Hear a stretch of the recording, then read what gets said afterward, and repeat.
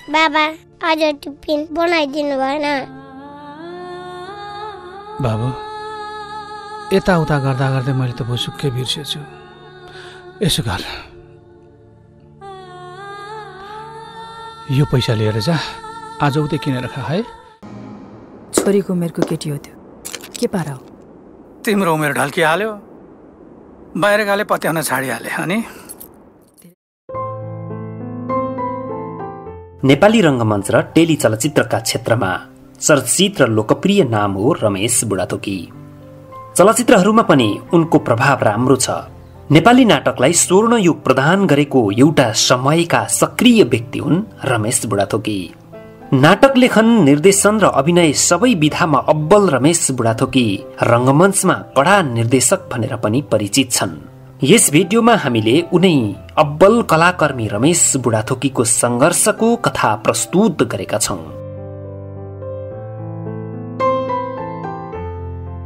विराटनगरको नाट्य परिवेश खुबै उत्साहपूर्ण थियो।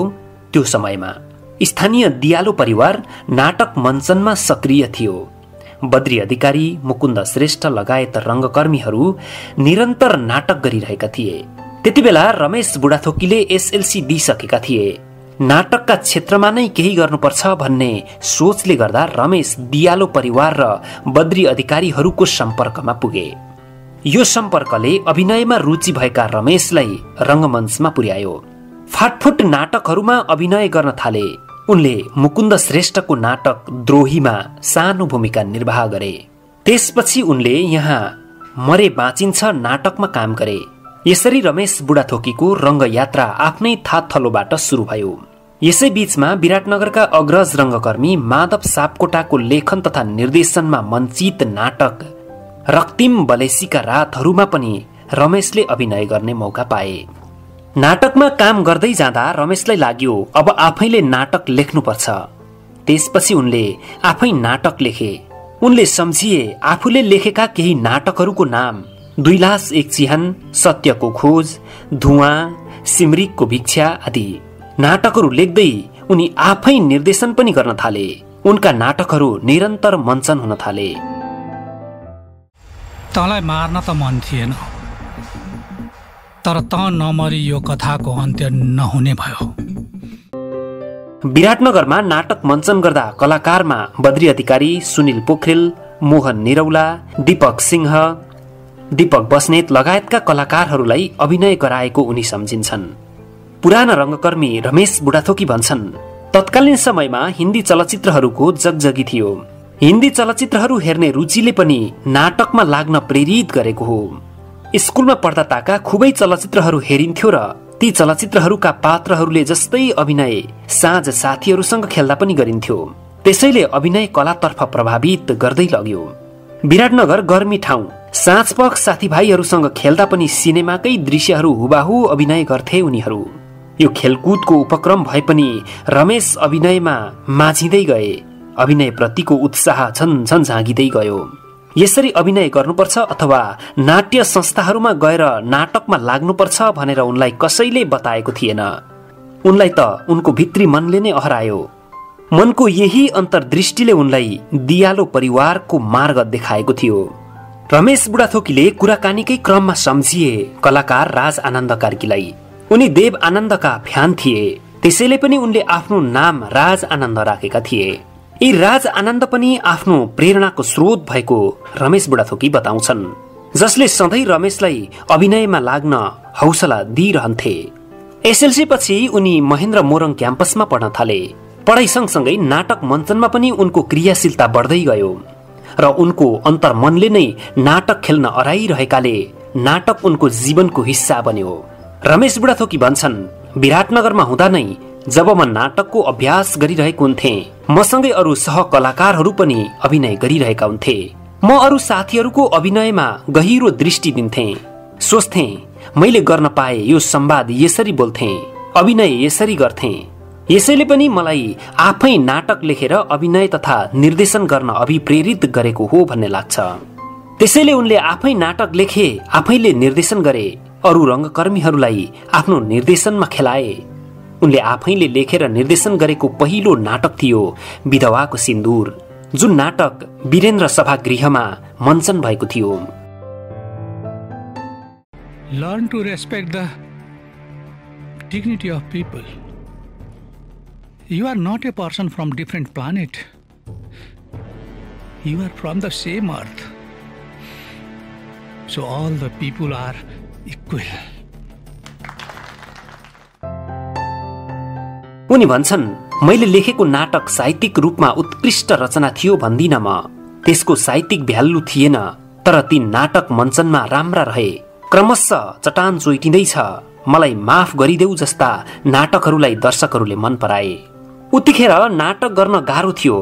नाटक लेख्नु, निर्देशन गर्नु, अभिनय गर्नुका अतिरिक्त मञ्च तयार गर्ने, भित्ता भित्तामा पोस्टर टाँस्ने सम्मका सबै काम उनी र उनका सहकर्मीहरू गर्थे।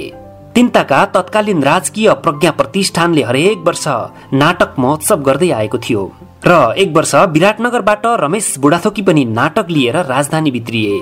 नाटक थियो गोधुली साँझ, जसमा विराटनगरकै कलाकारहरूले अभिनय गरेका थिए। यो नाटक प्रज्ञाको महोत्सवमा मञ्चन गरियो। त्यसबेला प्रज्ञा प्रतिष्ठानले हरेक विकास क्षेत्रबाट एक एकजना कलाकारलाई रङ्गकला तालिमका लागि छनौट गर्थ्यो। त्यही वर्ष रमेश बुढाथोकी पनि रङ्गमञ्चको तालिम लिने गरी छनौटमा परे।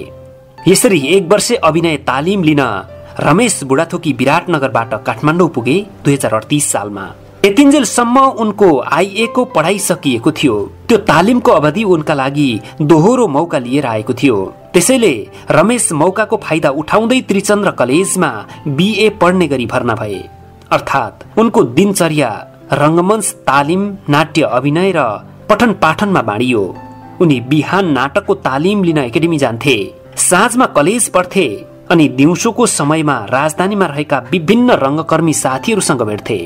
कहिलेकाहीँ उनी भारतीय पुस्तकालयमा गएर हिन्दी नाटकहरू अध्ययन गर्थे। फुर्सदको समयमा काठमाडौँमै पनि उनले नाटक गर्न थाले।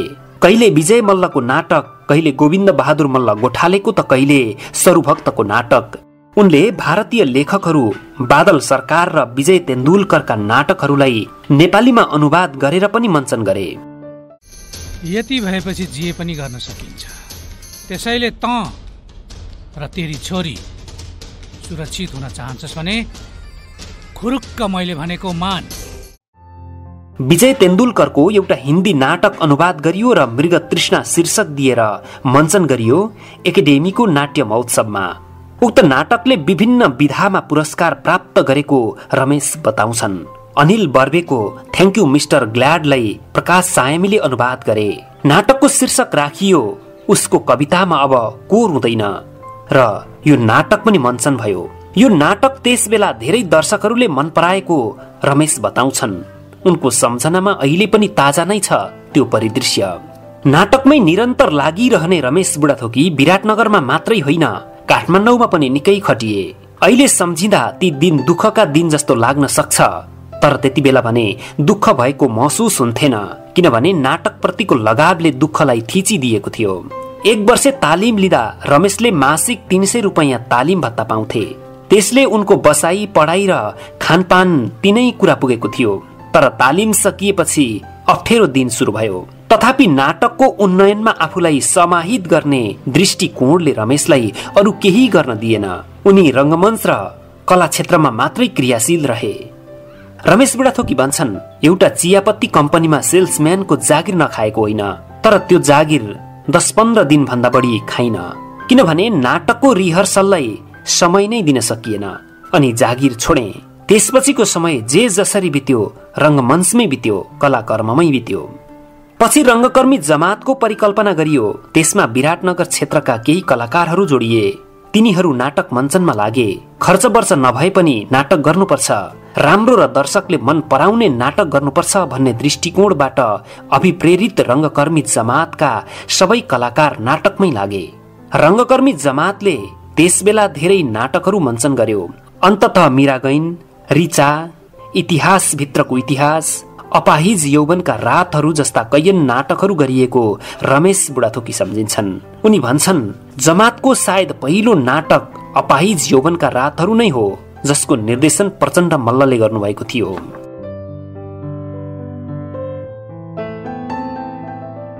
बुढाथोकीका अनुसार त्यसबेला कठिन थियो। अभिनय र निर्देशन गर्नु। तर पनि नाटक मञ्चनको व्यवस्थापन उनले गर्दै गए। हुँदो रहेछ आँटेपछि उनी भन्छन्। त्यस बखत भृकुटी मण्डप रोडको टुकुचा छेउमा इन्द्रदाईको पसल थियो। उनको पसलको एउटा कुनामा रिहर्सल गर्दथे रमेशहरू। त्यसबाहेक कहिले आरआर क्याम्पसमा त कहिले वाल्मिकी क्याम्पसको कक्षा कोठाहरूमा पनि उनीहरूले रिहर्सल गरे। रमेश भन्छन्, बिर्सनै नमिल्ने नाम हो इन्द्रदाई। उहाँले हामीलाई हर हमेशा सहयोग गर्नुहुन्थ्यो। हामी उहाँको उधारो राखेर रिहर्सल गर्थ्यौं र नाटक मञ्चन भएपछि पुससेल टिकटबाट उठेको पैसाबाट इन्द्रदाईको पैसा तिर्थ्यौं। खासमा संघर्षपूर्ण जीवन थियो त्यसबेला। नाटकमा करोडपतिको रोल गरिए पनि घर फर्केपछि पानी मात्रै पिएर रात काट्नु पर्थ्यो। यस्तो अभावको बीचमा पनि उनी र उनका सहयात्रीहरू नाटकमै लागिरहे। अभावले नाट्यकर्म प्रतिको क्रियाशीलता कुनै अवरोध गराउन दिएन, कुनै कमी आउन दिएन। रमेश भन्छन्, युवा अवस्थामा अनेक चाहना हुन्छ, विशेष गरी खानपिनको। तर खल्तीमा पैसा हुन्थेन, रित्तो हुन्थ्यो गोजी। हामीले आफ्नै कैयन रहरहरूलाई मार्यौं, तर पनि नाटकमा लागिरह्यौं।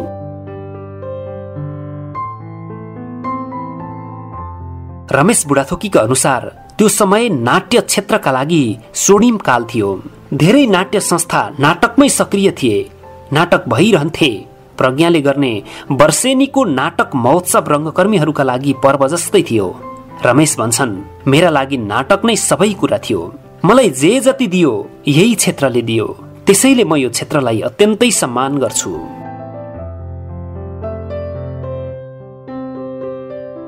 दर्शकवृन्द, यस भिडियोमा हामीले रमेश बुढाथोकीको नाटक प्रतिको मोह र संघर्षको नालीबेली प्रस्तुत गर्यौं। यो लेखलाई लेख्नु भएको छ राजेश खनालले र यो 12खरी अनलाइनमा प्रकाशन भएको छ। दर्शकवृन्द, तपाईहरू ककसले रमेश बुढाथोकीको अभिनय हेर्नु भएको छ? रमेश बुढाथोकीले अभिनय गरेको सबैभन्दा मनपर्ने चलचित्र टेली चलचित्र कुन हो?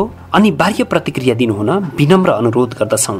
यो भिडियोलाई अन्तिमसम्म हेरिदिनु भएकोमा तपाईहरूलाई धेरै धेरै धन्यवाद। हवस् त, नमस्कार।